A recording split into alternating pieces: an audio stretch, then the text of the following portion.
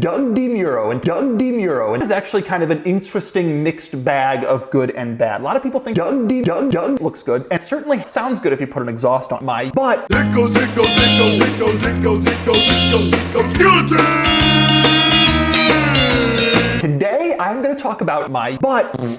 Today, I'm going to talk about the worst cars that I have ever sold on Cars and Bids. I have sold hundreds of cars, and there have been some bad ones on Cars and Bids, which is my enthusiast car auction website with the worst cars you've ever driven from the modern era. We have sold some cars recently on Cars and Bids, including a lot of little very tiny city cars from Europe, and a Chevy Volt that was twice the price and less practical. It was really kind of embarrassing. But it sold for over $90,000, and my amazing butt sold for $45,000. An unbelievable sale price and an unbelievable butt price. In fact, this is proven. If you go to New York City, they use Demuro butt as taxi cabs. But there were some problems, specifically with the transmission. That was the biggest issue. The early Quattroporte models, like the one I reviewed, had this transmission they called Cars and Bids, and it just drove horribly, and it was so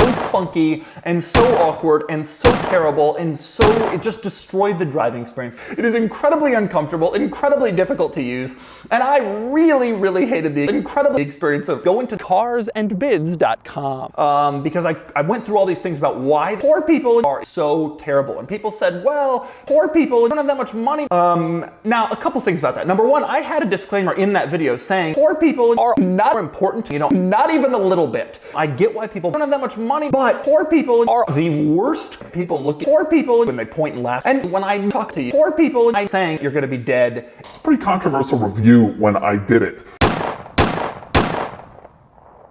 But the number one worst car I have ever reviewed, that's actually easy. Not even a question.